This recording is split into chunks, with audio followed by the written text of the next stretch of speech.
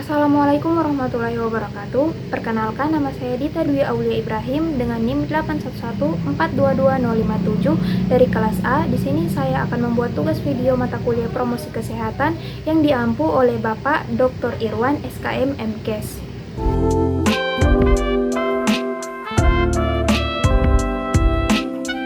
Penyakit demam berdarah denggi atau DBD merupakan salah satu masalah kesehatan masyarakat yang cenderung meningkat jumlah penderita dan menyebar luas seiring dengan peningkatan mobilitas dan kepadatan penduduk. Penyakit demam berdarah denggi atau DBD adalah penyakit menular yang disebabkan oleh virus denggi yang ditularkan melalui gigitan nyamuk Aedes aegypti. Penyakit ini dapat menyerang semua orang dan dapat mengakibatkan kematian, terutama pada anak, serta menimbulkan wabah.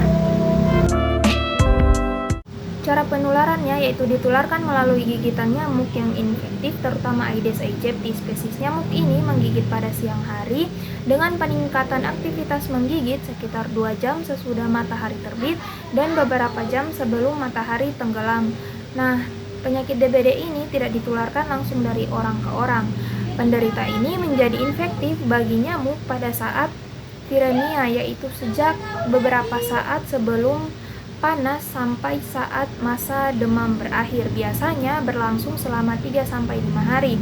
Nyamuk menjadi infektif 8-12 hari sesudah menghisap darah penderita viremia dan tetap infektif selama hidupnya. Cara pencegahan penyakit demam berdarah denggi ada 3, yaitu pencegahan primer, sekunder, dan tersier. Yang pertama, pencegahan primer. Di Indonesia dikenal dengan istilah 4M+, atau pencegahan primer, yaitu yang pertama, menguras penampungan air dan membersihkannya secara berkala minimal seminggu sekali. Yang kedua, menutup tempat penampungan air sehingga nyamuk tidak bertelur di sana. Yang ketiga, yaitu mendaur ulang dan membuang sampah pada tempatnya. Yang keempat, yaitu memantau semua wadah air yang dapat menjadi tempat nyamuk Aedes aegypti berkembang biak.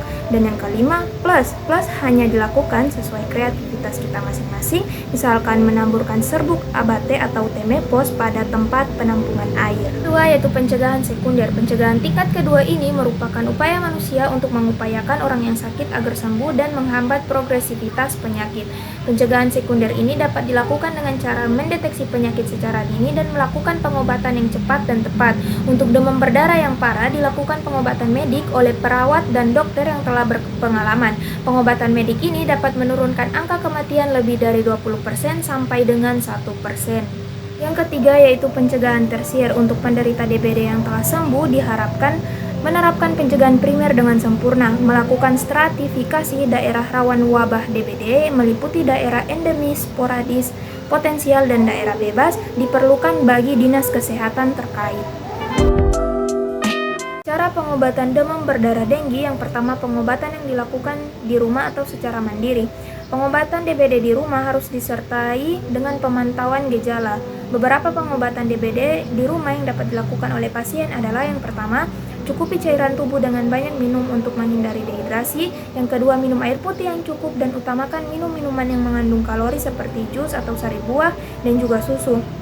Yang ketiga, penuhi kebutuhan nutrisi dengan makan makanan yang bergizi seimbang untuk mendukung proses penyembuhan. Yang keempat, pastikan beristirahat yang cukup. Yang kelima, hindari gigitan nyamuk untuk mengurangi risiko penularan lebih lanjut dengan menggunakan obat nyamuk yang lotion ataupun kelambu di kamar. Selama penanganan mandiri, tidak ada pantangan makanan bagi pasien, tetapi pasien tetap dianjurkan untuk melakukan bed rest.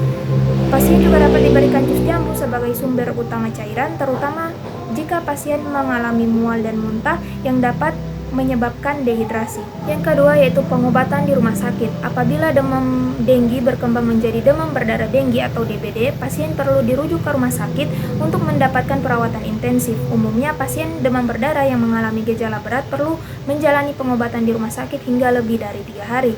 Dokter dapat melakukan beberapa pengobatan di bawah ini. Yang pertama, pemberian cairan infus. Yang kedua, pemantauan ketat mulai dari pemantauan denyut nadi, tekanan darah, hingga jumlah urin yang dikeluarkan oleh pasien. Yang ketiga, pemantauan trombosit dan hematokrit untuk menghindari perdarahan berat dan syok.